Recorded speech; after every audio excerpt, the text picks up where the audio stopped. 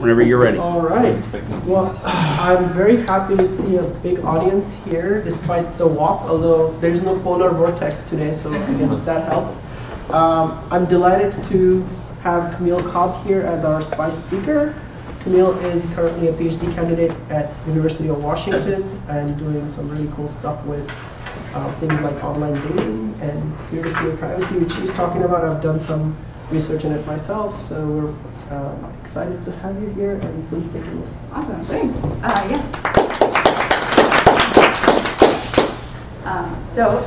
As Samir said, I'm a student at University of Washington now, and thanks for having me. So today I'll be talking about broadly what's part of my dissertation research, which focuses on peer-to-peer privacy in social and communications apps. So let's start off by talking more about what I mean by peer-to-peer privacy. So peer-to-peer privacy is consistent with work on interpersonal privacy. I like to use the term peer-to-peer because I think it brings up several aspects of my work that you'll see come up in all the projects I talked about today.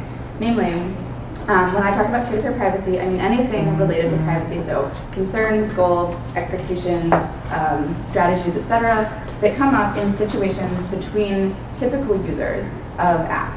So people with average technical skills, or at least people who are using apps in typical ways. So if someone's digging into the developer console to get some information that wouldn't normally be exposed, that's sort of like out of scope. And I also mean people who don't have special permissions in an app. So people who are government adversaries, advertisers, created the app, even like Lyft and Uber drivers who have a different view of the application compared to normal users, I'm leaving that as out of scope as well. So this means that the people involved in scenarios might really know each other in real life. They might be friends, family, coworkers, neighbors, and in some cases they're strangers. But when people really do know each other, there might be different types of motivations for keeping certain information private, or you might be able to make certain inferences about another person based on information that's available about them online that these companies couldn't make because you have this other socially gained intimate knowledge of them. This means that at any given time, every user is, in a way, both a potential adversary and a potential target. So the line between adversary and target is blurred. And that's true regardless of whether a person's acting intentionally maliciously or not. There are lots of situations that come up in my work where someone doesn't realize that what they're doing might make someone else uncomfortable or violate their expectations of privacy. So today I'll be talking about 4 projects, 2 that are mostly finished and fairly robust. First about online dating and the privacy concerns that come up there, and then about online status indicators, which you'll see has a ton of overlap with the Read Receives project that happened here. And then I'll give really brief overviews of a couple of in-progress projects that I'm excited to see unfold, and those will concentrate on using would you rather scenarios to understand more about users' thoughts on security and privacy trade-offs, and how security and privacy is portrayed on television. So we'll start off with online dating. There are a ton of different online dating apps. Even if you haven't used one of them, you probably at least recognize a couple of these, like Tinder. And at a high level, their goal is to help connect users for the sake of relationships, dating, marriage, hookups, sometimes just friendship. But there's often this goal of helping users connect with someone who they wouldn't have met in their regular life, someone who isn't in their current social circles, which means that your profile is almost certainly going to be seen by someone who is a stranger to you. And you might think, well, doesn't that mean that the profile is like essentially public, since anyone could get access to it? I would say that we shouldn't think of it that way. In the 2016 Rio Olympics, a journalist for the Daily Beast created a Grindr account, and Grindr is a dating app for gay men, and used his Grindr account to collect information about Olympians. And the article that he wrote outed several closeted gay Olympians, some of whom were from countries where it wasn't safe to be openly gay. There was a ton of backlash against this article. It was taken down, and apologies were issued, and other articles are written that condemned what he'd done, like this one. And so I would say that sort of as a society, we recognize that a line had been crossed in terms of treating the information from those profiles as more public than it was. And definitely the Olympians almost certainly didn't expect their information to be made public in that way. So that was a pretty high-profile situation, with like Olympians and pretty severe privacy consequences. But we wanted to understand more generally what people experience in terms of their concerns about privacy and online dating. the sort of range of what people experience. So we designed a study that consisted of 3 components. First, surveys with lots of open-ended, sorry, this is not what I was, sorry. Right, surveys with lots of open-ended questions about what people experience in online dating and related to privacy. And then we did interviews, follow-up interviews with some of those participants to dive deeper into the topics that had been identified as particularly interesting to participants or as particularly interesting from an academic perspective. There's this third component that I won't have time to talk about today, where I looked at 400 real Tinder profiles to get a sense of the ground truth for what people actually put in their profiles compared to what people sort of self-reported in our study, and also how the information that you include in your profile can affect whether someone could figure out who you are and find other information about you online. But like I said, I'll only have time today to talk about the surveys and interviews, and that's where people gave really great quotes anyway, so it's the most fun part. So I'm going to tell you about this research through the story of Alice meeting Barbara on Tinder. So Alice Cooper is the godfather of shock rock, so I'll refer to him as him in case that is slightly confusing. So this is a fictional example. These things didn't really happen. Just not really creeping on Alice Cooper and Barbara Streisand. And I'll organize this into the stages of account setup, discovery, which is like where you're looking at other people's profiles, and then matching, messaging, etc. With the person that you've matched with. So we'll skip over the parts where Alice downloads Tinder, grants Facebook all kinds of permissions, and creates his account because there's no privacy considerations there. And we'll skip straight to where he's figuring out what information to include or leave out of his profile. How is he going to make these choices? Well, people in our user study talked about, in our surveys and interviews, talked about several reasons for wanting to put certain information in their profile. First, they wanted to give you a sense of who they were, what their values or hobbies were, but also they wanted to be able to filter for compatible matches. And people expected information in other people's profiles to also help them filter for compatible matches. In romantic relationships, this often includes information that we might see as sensitive. So for example, if Alice has an STD or some less typical sexual kinks or preferences, it may be something that he actually wants to put in his profile, even though he doesn't want necessarily his friends, family, or coworkers to see that information. Because otherwise he has to spend a ton of time getting to know people really well before deciding when to disclose that information. And then it might turn out that that was something they saw as a deal breaker. So there's really good reasons, I would say, in online dating in particular, to disclose fairly sensitive information to strangers. Also, if Alice decides that he'd prefer to be somewhat more private in his profile and not put much information at all, that could also affect his chances of finding a good match. One participant in an interview said that if they don't have anything in their profile, they just kind of skip over them because clearly they didn't put any effort into it. So rather than attributing a sparse profile to someone being privacy conscious, they attributed it to a lack of effort. And so that could affect your chances of finding a match. One participant, in reaction to these sort of perceived or real pressures from other users, said that she added her educational history in her college to her profile because people accused her of being a bot. So adding that information could make her substantially more identifiable from her profile and might not have been something that she really wanted. But those were the pressures that she felt. So Alice has a lot to think about, but we'll skip over exactly what he decides to put in it. Let's just say he picks something to go in his profile. The next thing he needs to do is edit his discovery setting. And he can, on Tinder, do that just by setting a radius within which to find that he should be matching with potential other people, the potential genders of people he'd like to match with, and he can set an age range for people he would like to see. That's fairly coarse granularity, and other apps have different features that might be more fine-grained. But overall, people talked about how difficult it can be to anticipate or control the audience of your profile. Several participants who didn't want to see or be seen by, didn't want to see their coworkers or be seen by their coworkers. And in order to accomplish this, one person who used an app like Tinder said that because they don't feel comfortable seeing their coworkers' profiles, they make sure not to use these proximity-driven apps while they're at work. That might have been a fine strategy for him, but it might not work in every case. So if you live near work, or if you live near your coworkers, or if you just kind of hang out in the same places as your coworkers who are using these apps, you might still end up seeing them and being seen by them on something like Tinder. And there's other types of concerns that come up that make it hard to control your audience in other apps. But we'll talk just about Tinder for now. So in some ways, Alice might just have to accept some of these drawbacks to using Tinder at least. So we can start looking at other people's profiles. And the first profile he sees is of Mallory, and he is not interested, so he swipes left. Then he sees Barbara's profile, and he's more interested in Barbara, so he can tap her profile to see a more detailed view of what information she's included. Notice that he can see the distance between them and information that she's decided to include in the form of text, also her occupation that may have been imported directly from Facebook.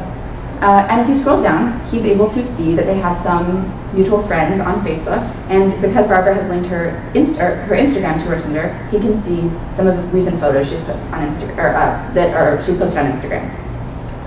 At this point, Alice would have a pretty easy time, mostly based on these mutual friends, of logging into Facebook and being able to find Barbara's profile. That would mean that he could find her last name, which might let him find other information about her online, which she may or may not expect him to be able to find about her.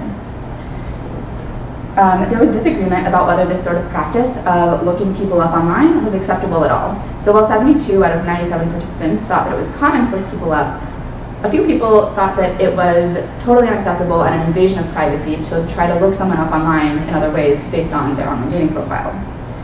Even within those people who did accept this as a common or acceptable practice, there was disagreement about what level of depth was okay in terms of looking someone up online. So while one participant said that based on what her friends do, she expects people to really go in and try to figure things out, kind of like spies, another person said that they developed this like really personal sort of etiquette around what types of behaviors were okay and not okay for looking people up. So this person said, I try not to do anything like that unless I'm planning to meet someone, and even then I just restrict myself to Google. And that etiquette may not be shared with all other users of online dating services, as we found, which could result in potential privacy violation. Illustrating why someone might not want to be identifiable based on their profile, or have people look them up online in other places. We talked to one person in an interview who told a story about a man that she'd been on a date with, and she decided not to go on a second date with him. He was able to figure out her last name, find her Twitter, dig way down and find an old tweet that linked to a blog post that she'd written where she talked about the ideal characteristics in her potential future match, and he used that information that she thought was not something that he would really find to try to guilt her into going on a second date by saying, you said you want these things out of a potential match. I fit all of those things. Why won't you go on another date with me? And so there are very real reasons that just like don't expect those things to happen, or why you might not expect someone to go to sort of those depths in terms of looking you up online, and why you might want to come off in a way that is not that makes it so that people can't look you up online, even if your friends could still identify you based on your profile. So regardless of whether he chose to look up Barbara, Alice has decided that he is interested in her. So he swipes right, and once they've both swiped right, they'll be notified that it's a match. They can view each other's profiles for as long as they're matched, which means that they'll also still be able to see that location updating as they use the apps. So if Alice goes on tour in Europe and opens Tinder, then Alice might be able to figure out that he's out of town and using Tinder, which might be undesirable.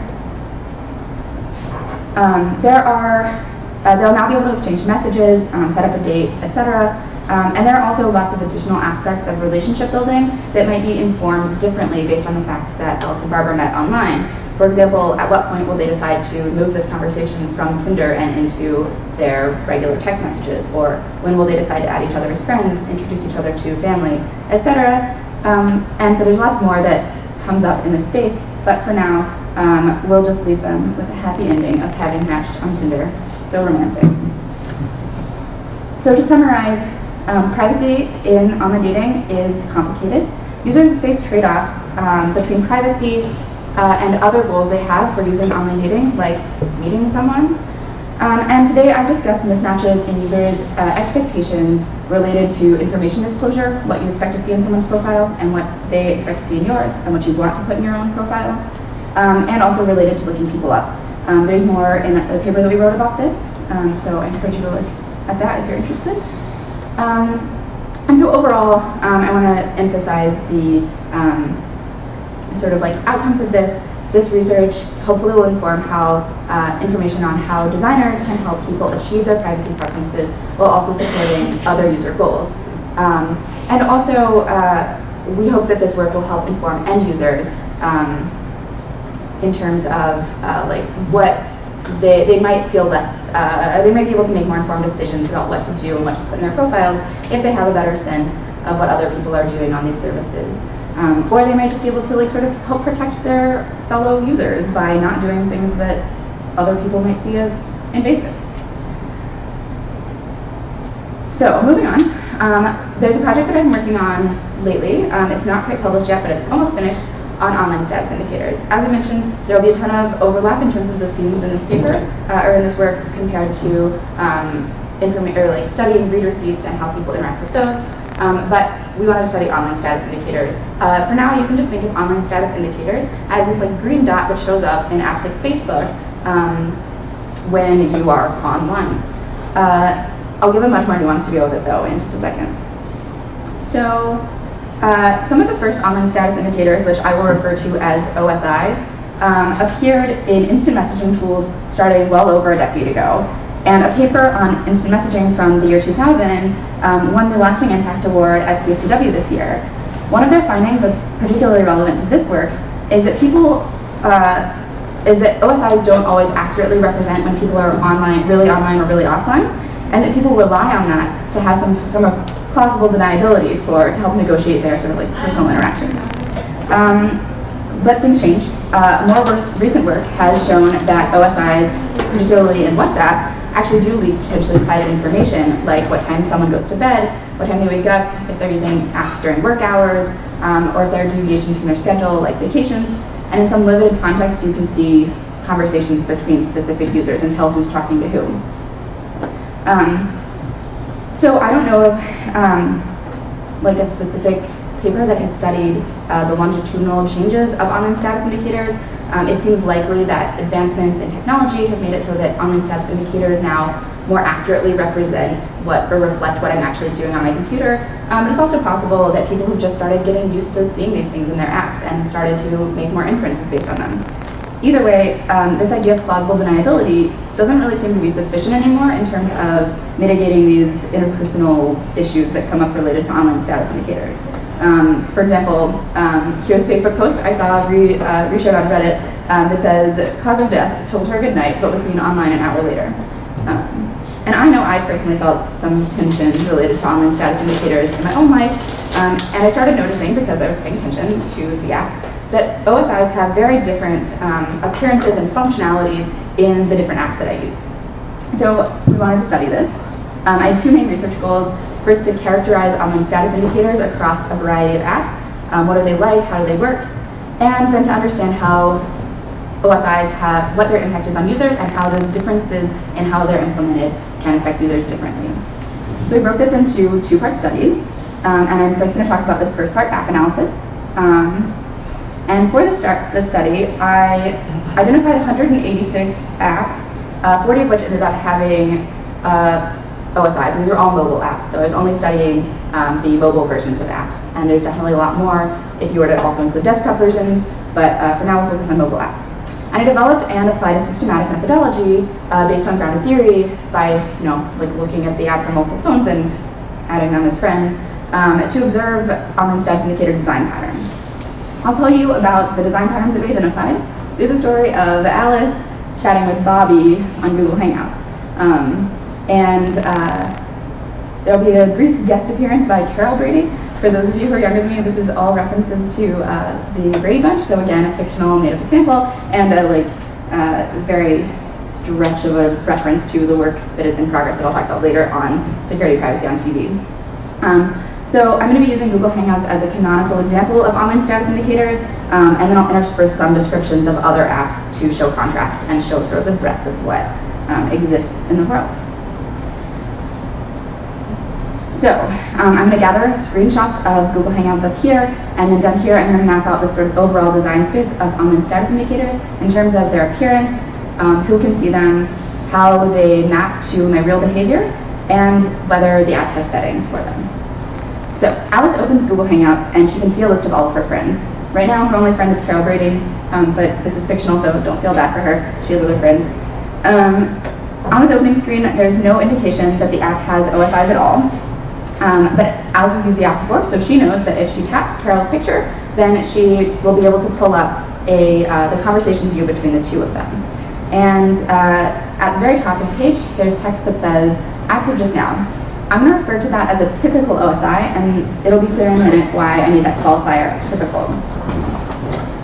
You can see that Hangouts, at least on mobile, just uses text to convey that someone is online. 19 of the 40 apps we looked at use a green dot to show that someone is online. And then across the other apps, there were a wide range of different online status indicator appearances that I won't have time to characterize today. So yeah, again, Hangout screenshots, map down here. So, but Alice really wanted to start a conversation with Bobby, and so she needs to look him up and add him, and send him a message. So she types in his email address, finds him, and then she can send him a message. But if you notice, there's actually no online status indicator at the top of this page. Alice can't see whether Bobby's online. And that's because they aren't yet connected as contacts in Hangouts or friends, whatever it would be in another app. In Hangouts and 20 other apps, OSIs are only visible between users who are connected as friends. But in 14 apps, OSIs are visible to any other user. I know it doesn't quite add up to 40, and that's because of other complications in terms of how things are defined, but for now, that's sort of like the picture that I'll give you. I want to draw your attention, though, to Bobby's profile picture that shows up at the bottom of this page. Alice can wait for a while, and maybe she'll notice that eventually it changes, and it becomes more fully opaque. And that's because in Hangouts, that is being used as what I'm calling a sub-area OSI. It tells Alice whether Bobby is currently viewing the conversation between them. And that is visible regardless of whether they are connected as contacts. There's also a third type of OSI that I call a cross-app OSI. And so if I open Facebook, then I'll appear as online to my friends in both Facebook and Facebook Messenger, regardless of which app they're using. In terms of the potential for these to be used adversarially, this means that cross-app OSIs have a larger audience and make it so that an adversary could try to monitor my online status and figure out what I'm doing while they're just hanging out in one app, but they could monitor like a larger picture of what I'm doing on my phone. Whereas a sub-area OSI has a much more limited audience. For example, this one is only visible to the other person in the conversation. Some are visible more widely, but gives a much clearer sense of exactly what I'm doing at this given moment. And some apps like Hangouts have multiple types of OSIs. So this means that an OSI's audience is not just determined by the relationship between the two users, but is also based on their relative location within the app. So moving on, Bobby responds to Alice, and this causes them to sort of implicitly become connected as contacts. In other apps, this is a more explicit process, but in Hangouts, all it takes is Bobby replying. So now Alice will be able to see his typical OSI at the top of the screen. And if he goes away for a while, then after about 15 minutes in Hangouts, Bobby's typical OSI will change from saying active just now to saying active 15 minutes ago. That means that if Bobby comes online at 1 and then goes offline just really quickly, then he'll show up as online for about 15 minutes longer than that. But an adversary could actually still figure out that he was only online for a short amount of time at 1.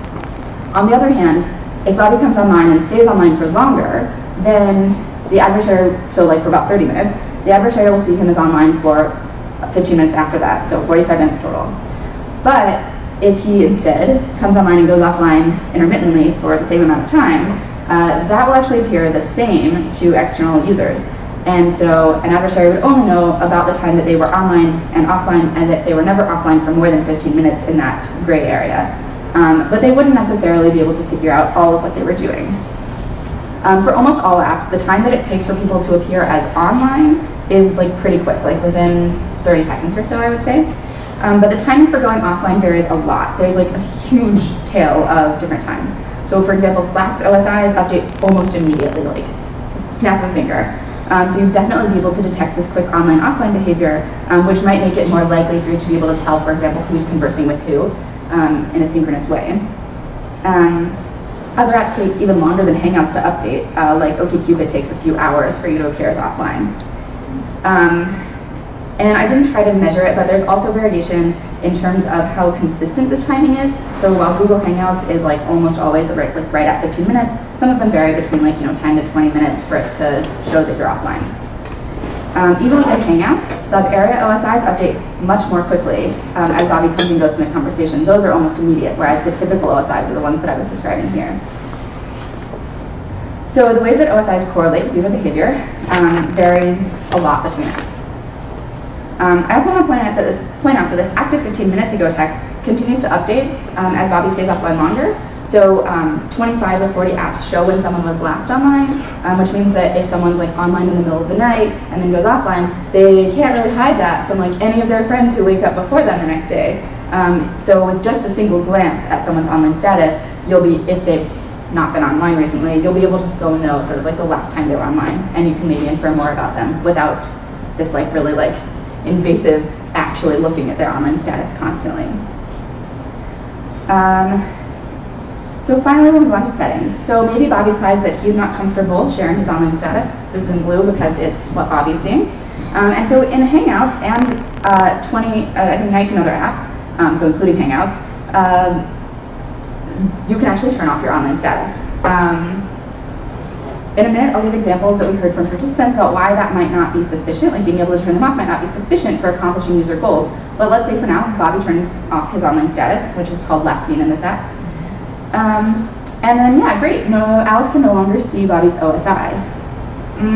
But actually, she can just no longer see his typical OSI and his sub-area OSI is still visible and will still update as he comes and goes from the conversation, which might be unintuitive to Bobby.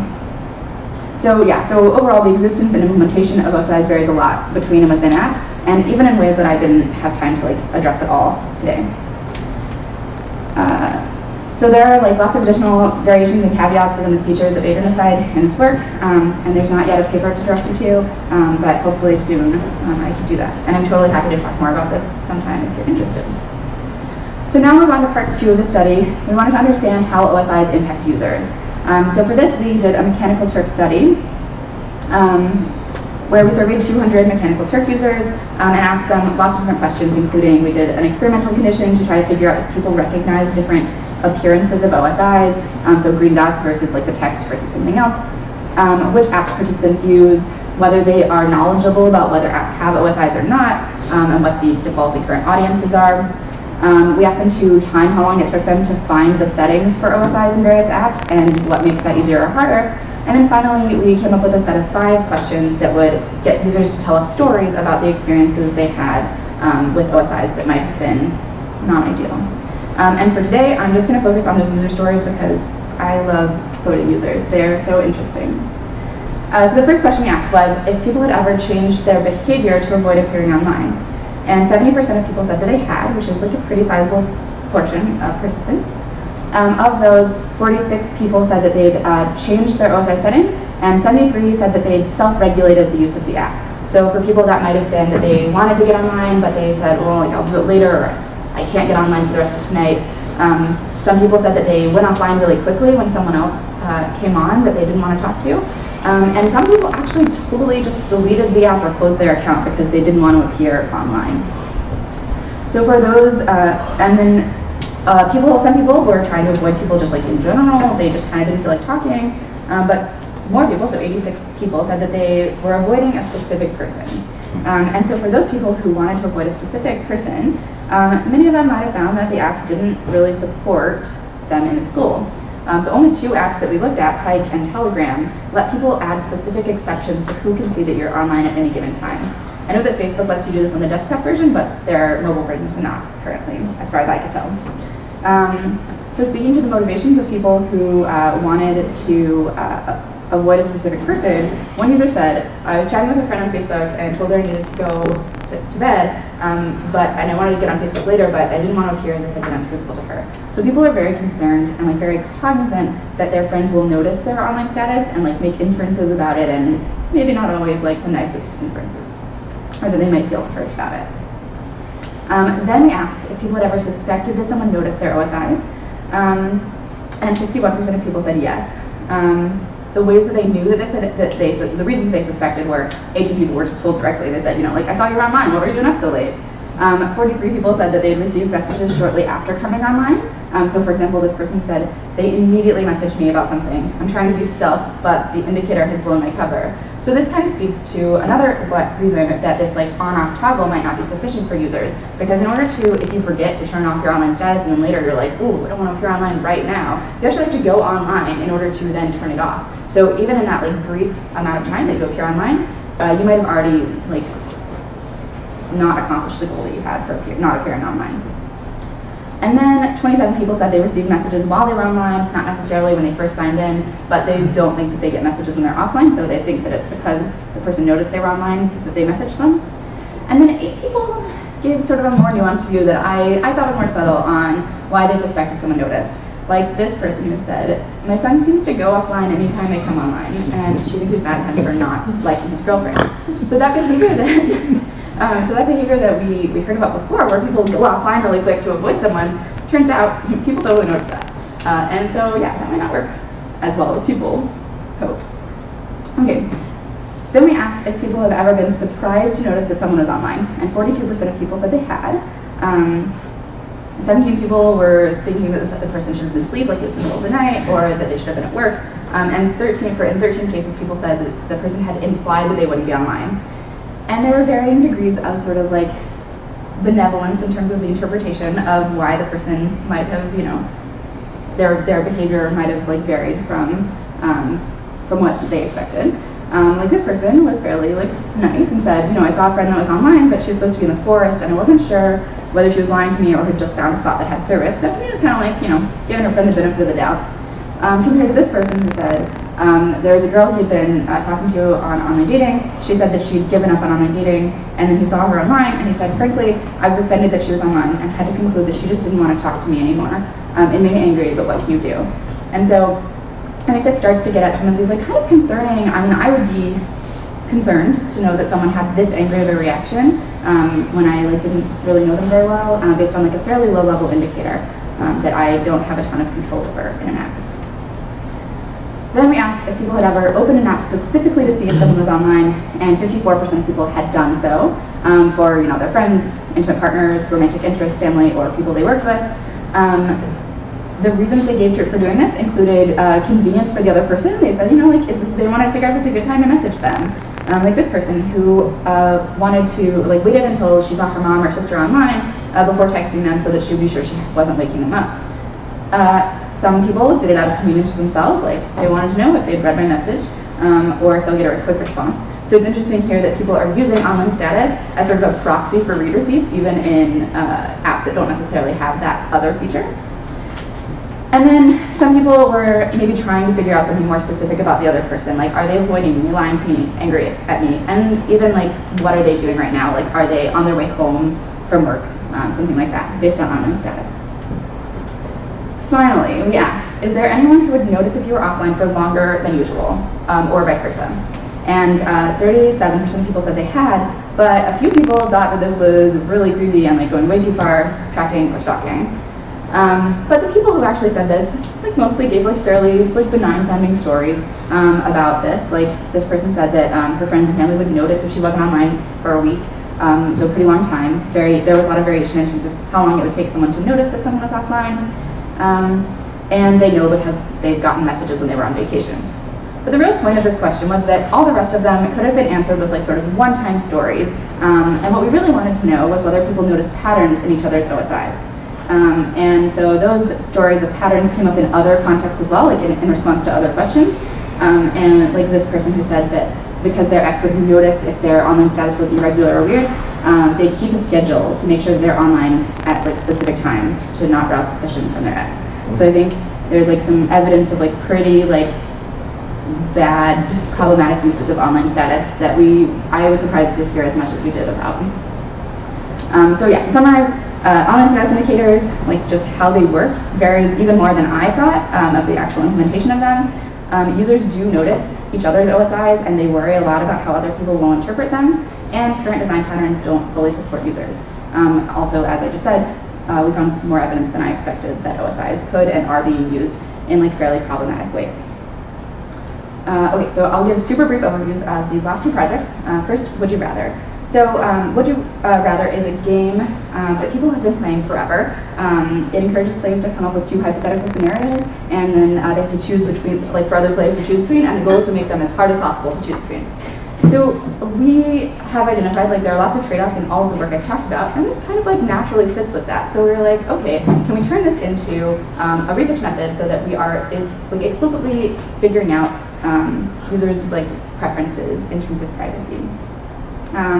So for example, would you rather go 1,000 days without internet or 5 days when anyone can read your mind? This was a question that came up in one of our user studies.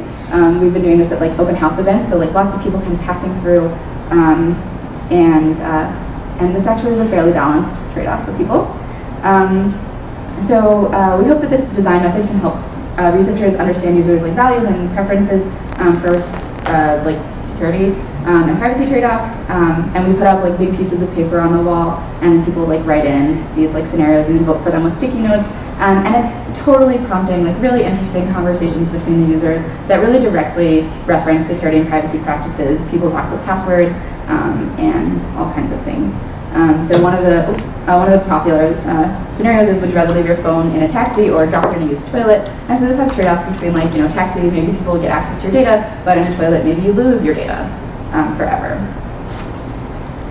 And after people vote, we encourage them to add more scenarios, and we've seen people iterating on the scenarios to create more balanced trade-offs. So the 1,000 days without internet versus 5 days where everyone can read your mind started off as 100 days without internet, 100 days where everyone can read your mind, and like nobody wants 100 days of mind reading if they could just not have the internet for 100 days.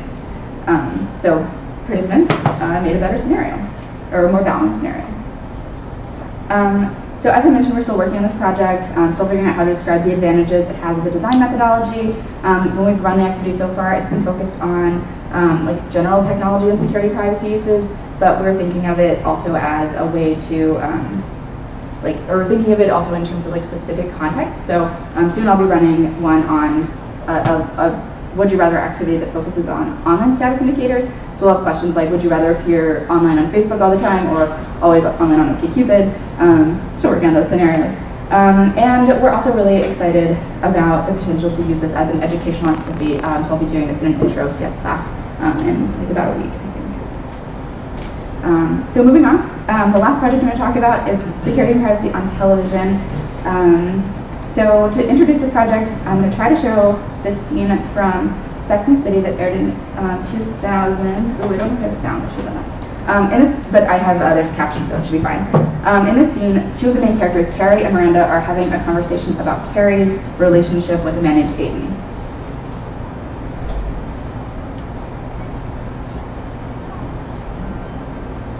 Oh my God, he's online. Can you see me? No, just step away from the computer. I'm gonna go back there. Where? To Aiden's? Well, I know he's home. Pace yourself. Send him an email. So in that scene, we saw that Carrie first felt a sense of like panic for her own privacy, wondering if Aiden could see her because he was online. And then we saw Carrie sort of becoming a potential adversary, using the fact that Aiden was online to infer that he was probably home, and then like deciding to go over there. That her friend was discouraging that. And there's all kinds of other security and privacy behaviors that we see on TV if you start looking. In terms of like technology use, I can no longer watch TV without like making notes. It's a little stressful. I would not suggest we start it. So in the early stages of the project, they'll ask questions like, how can TV inform us about users' security and privacy behaviors, expectations or preferences? What are people learning from TV? And does TV portray best practices? How realistic are the presentations of security on TV? And in what ways, like, could we maybe tweak TV to start to, or use TV in like user studies to try to influence users and make them better, more secure, or act more securely in some ways. This project started with me scraping 100,000 transcripts and corresponding IMDb metadata so that I could like look at the text of those transcripts and see like do keyword searches for like password and see what people are saying about passwords on TV.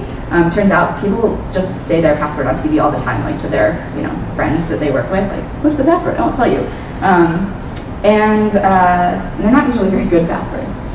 And then this is sort of branched, so the more common, or the more recent project, part of this project we've been working on, is we've been creating a browser extension that we're calling Zest, Video Experience Sampling Tool, so that we can have people watch Netflix and or whatever online TV, and when they're watching, if they see some interesting security and privacy behavior, they could tell us about it, or that we could prompt them with give them prompts such as this, and ask them questions about how they're interpreting the security and privacy behaviors that they're seeing on TV. And so I'm excited to start making that happen. It's really close. It's almost done, so I'll put it on my website once it's done. So yeah, thanks for listening. To summarize, I talked today about online dating, online status indicators, and then 2 in-progress projects with using would you rather scenarios to figure out security and privacy trade-offs, and how security and privacy is shown on TV. And I want to acknowledge my collaborators at UW, my advisors, and other students, both grad students and undergrads who worked on these projects with me. So, thanks. Thank you.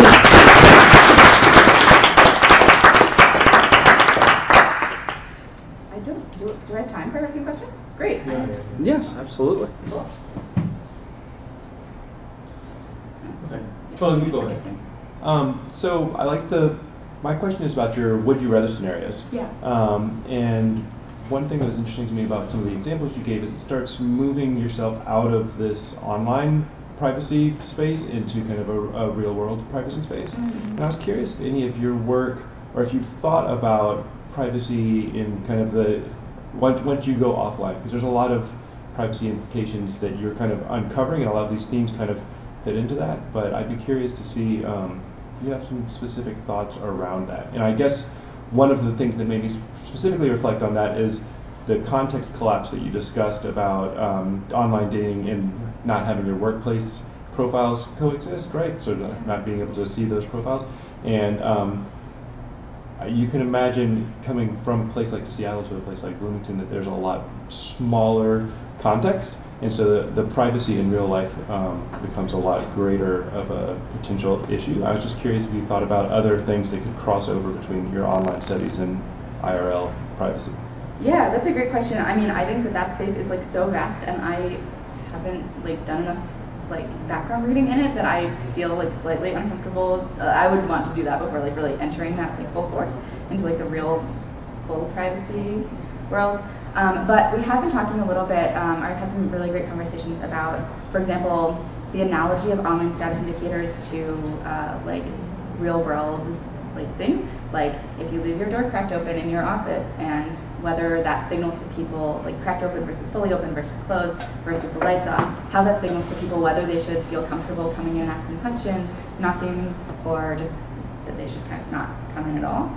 And so we've talked about some of those, and like whether, since some people still violate expectations in the real world, like can the digital world get better than like if people send you messages when they think you're online, or when it's kind of clear from your behaviors that you are busy but online, but they would also do that in the real world. Like, should we expect better? Should we expect the same? I don't know.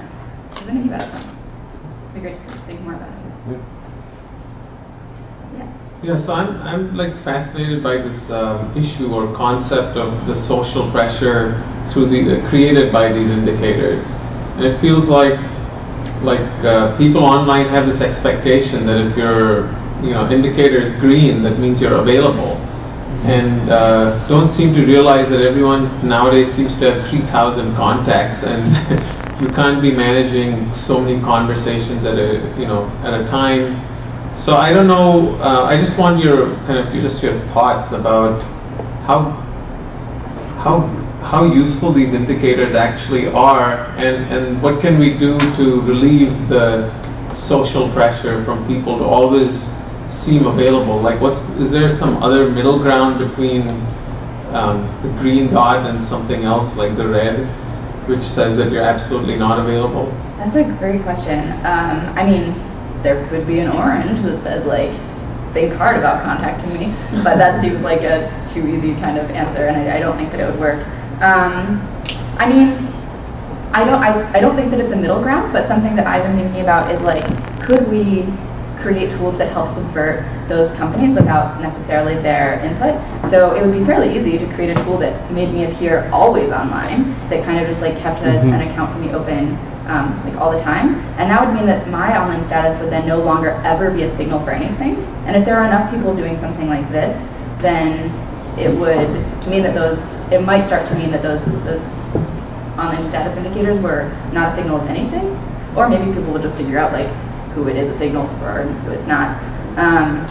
So I've thought about that a little, but yeah, the social pressure, it seems to be somewhat generational. I've heard a lot of people who I talked to about this project, and a lot of people say like, yeah, like my little sister does X that I would never think to do, and I don't know, I haven't done any age analysis in the results we have, but I should. Anyway. Yeah, I just feel like we need indicators that explore that middle ground. I mean, because one approach is to just make them useless, and that's I would love to do that for mine, but people are actually making use of this, and like for example, you could just have like a conversation count, right? Like if the messaging app realizes that you're in 5 active conversations, just turn your indicator to busy for everyone else. Yeah. I mean, there's some very simple ideas. Maybe somebody, some apps already doing this, but I just feel like we need to move there soon because of all this pressure it's creating to be responsive. It's interesting. I think like an idea like that would potentially be like really great, but also it would potentially make it like you might even be able to make more inferences about who's talking to who, which feels like one of the most sensitive potential inferences you could make based on online status, especially in like certain countries where like, political dissonance. Sure. I want to ask the flip side of Apu's question. So Apu's question is about the person as at the receiving end. But at the sending end, you mentioned people making these inferences about, for example, somebody said good night and now why are they online or something like that. So a lot of those could just be completely false, right? It's just that you are using a very tiny signal to attribute or infer a whole bunch of activities, and a lot of it could be why somebody's, the explanation space is infinite. And I'm wondering to what extent kind of people realize that, right, that they may be making an attribution error, and maybe also how accurate are those, right? Are those inferences? Yes, you can infer something, but that could be absolutely true and completely inaccurate. And then the kind of the extension of that is, how are people being affected in terms of their feelings and mental health, and especially if you have people who have psychological challenges and who are looking at these things, making the wrong conclusions, that can have some dire consequences, right, in certain situations. Have you thought about that? What's your take on those things? I haven't thought about it nearly as much. I was rereading the Reader's Seats paper, and I was like, it seems to focus more on those sort of emotional aspects, and it's super interesting. Yeah, I hadn't thought about it. The mental health angle that I thought about it from was more that, like, I wonder whether you could detect someone's, like, mental health conditions based on their online status. So it seems like maybe when people are doing work, they might be online more, or they might come and go quickly, but I don't know whether there's any truth to that. I just know that, like... Right, well, I mean, the mental health was one aspect of the question, right? But I was just wondering to what extent these inferences people are making are actually reflective of reality. And to what extent people's perception of how accurate they are reflective of how accurate they are. Yeah. So I initially so this study started with me like writing code to track people's online status minute by minute, and I was going to try to like enroll people in a study that was super invasive and like track it and then show them their data after a couple of weeks and say like, can you tell what you were doing at these times? Like, does it help jog your memory? And then maybe show them their friends' data.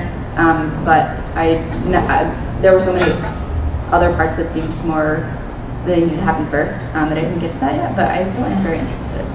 I don't know how to. Are you going to ask? Okay, I can go next.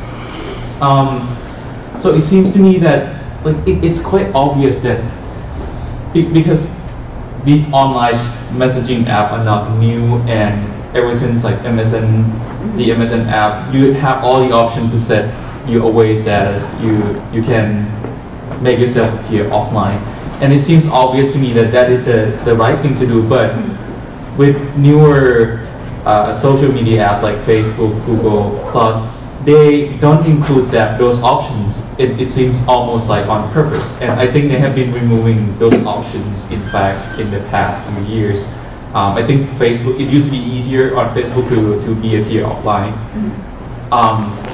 Do you have an insight of why they have been doing that, or whether their business logic is that we want to encourage people to communicate more, or I don't know. Yeah, I mean, participants definitely thought about that. Some of the people said oh, I think that the reason this happens this way is that they want their app to look more popular than it really is, so then it looks like more people are online.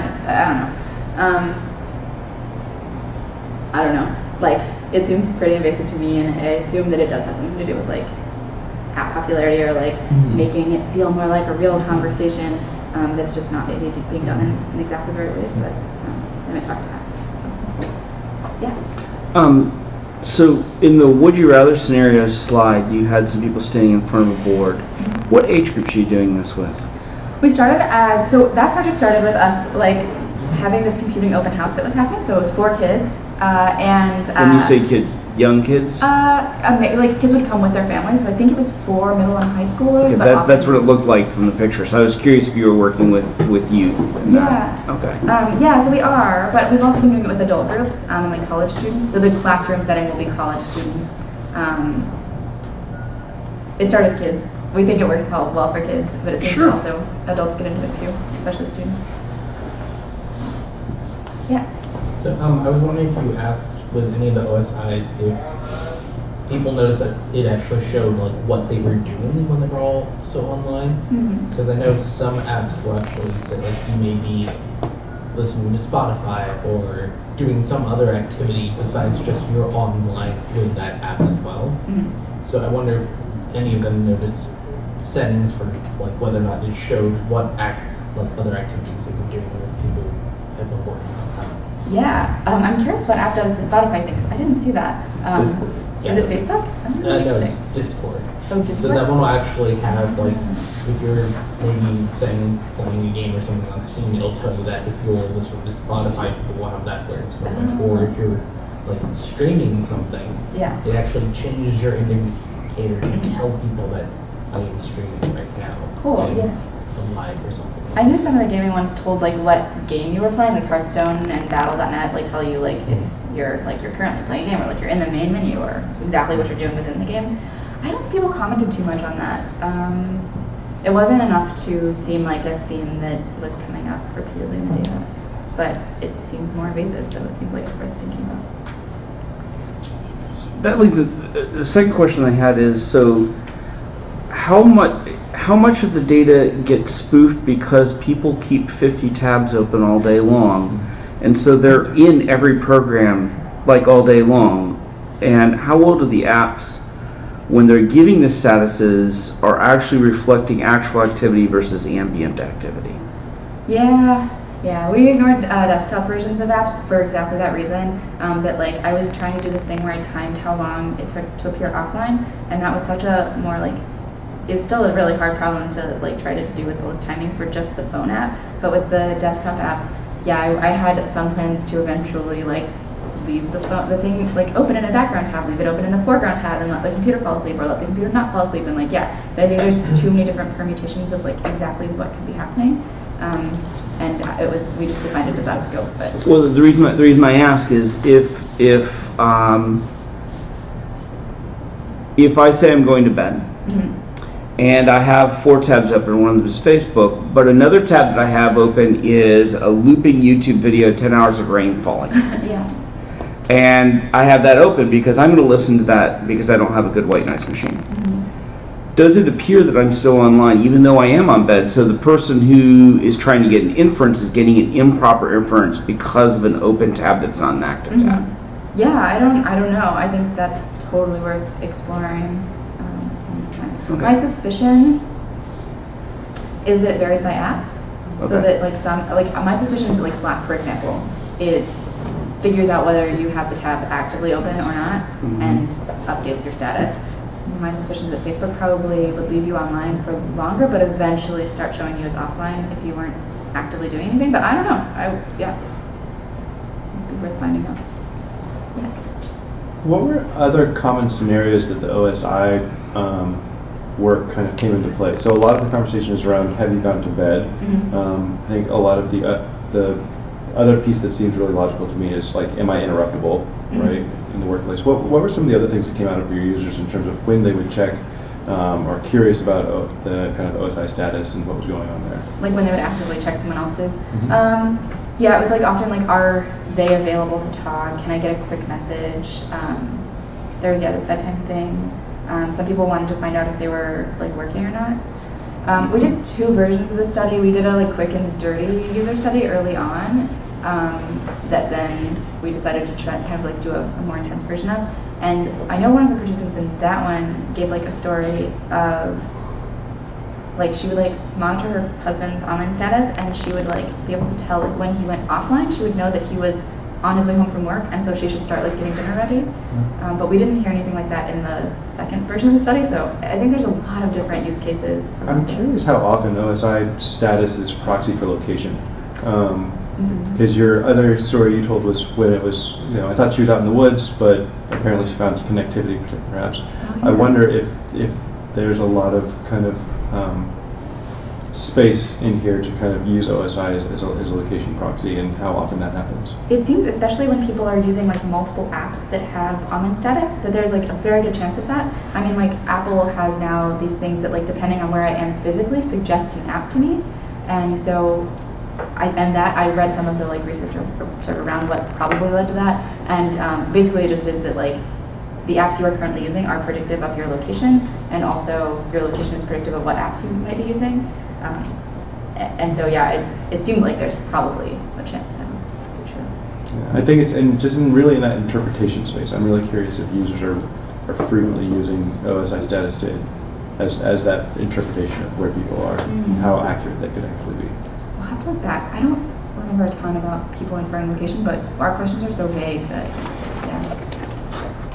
In any of the studies you presented, did you look at variation based on cultural aspects? No. Not at all. And that would be totally fascinating and so important. But mostly we just focused on US audiences that were convenient. Alright. Okay. It's just a small question, but I know you mentioned with like the Google Hangouts, like their OSI changes if you're on the mobile app versus the web app. Did you find that with a lot of other like OSIs, or was that just an example that you had? There were a few, but I didn't try to quantify that because I explicitly like needed to make the scope like limited. So I was like, desktop's out of focus, and then occasionally I'd be like, oh, but I know this about this app, so. But yeah. Cool. Okay. Sorry. Yes. I have a question about the online status indicator project. Like, did you kind of measure the interpersonal relationships between people? Because like, I would be more concerned about my friends not seeing my online status versus anyone else. So like, do you have a sense of the audience who was Mostly we had people give like pre-response answers, and so I coded like within those pre-responses whether people were talking about friends versus family. I don't think anyone ever mentioned concerns about strangers seeing their online stats, which goes along with I think what you just suggested. Although there were quite a few apps where strangers could. Actually, I guess the one stranger situation is like in online dating, where a stranger might become interested in you, and so they're still a stranger, but they have like a romantic interest. But yeah, we didn't explicitly ask about interpersonal relationships. It was all through these like sort of pre-response stories. So yeah, we had some work that seems to indicate, this was in the context of sending text messages to each other and seeing whether the other person read your message or not. And it seemed like people were really interpreting the time it took somebody to respond after reading the message as to how much they value the relationship, and would get pretty sad about being brushed off, and this person probably doesn't care about me, and these indicators cause a lot of anxiety for the side that sent the message, and social pressure for the side receiving the message to respond. And actually, going back to Ko's question, I feel like these companies like Facebook, I don't know what their motives are to even improve the situation, because they're happy with this social pressure for people to keep responding. They might not want to introduce controls, indicators that reduce this pressure, which might translate to less messaging. Yeah, that's why I'm excited about these ways that we could sort of go around them and like appear online all the time or whatever, because maybe if enough users cared enough and did that, then they would be more incentivized to change on their own, but it might not be the fastest way to change. Yeah. So actually, Apu's comment makes me think of an extension of the question that I asked earlier, which is the match between the attribution that's made versus the reality, and to what extent the person making the attribution is aware of it. But there is also the other aspect of to what extent the person about whom this inference is being made is aware of somebody else interpreting things completely incorrectly, right? That, the person may be interpreting something as he doesn't care about me, when the reality is there was just no time, there was something else going on, blah, blah, there may be circumstances, right? And so, but that mismatch, if it's never revealed, can create all kinds of tensions in relationships. So maybe there's some space there to explore these attributions and from both sides and see the extent to which they're actually match and what we can do to minimize that. That would be really cool. Yeah.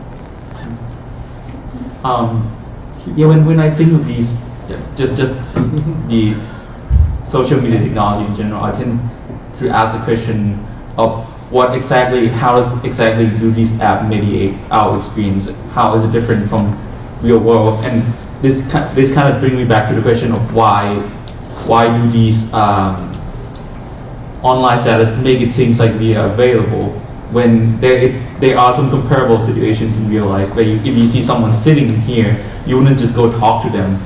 So it's kind of like a bigger question of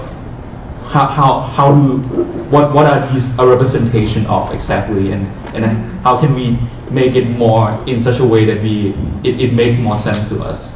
It's more of a comment, not really a question. No, but it kind of goes back to someone earlier said something about he was asking about the connection to the physical world, and it reminds me of something. So one of the participants said something about people messaging them as soon as they were online, and they said like it's almost as though I've arrived like to a party. So people currently see these as we're all in the same place, we're all in the same app, therefore we're in the same place as though they were in the real world. They might, you don't just walk into a party and ignore everybody. So of course you don't just walk into an app, but you too just walk into an app and ignore people. So it reminded me of that as well. Yeah, I guess it's kind of bring to a kind of more interesting question of how we do see the online space as physical space.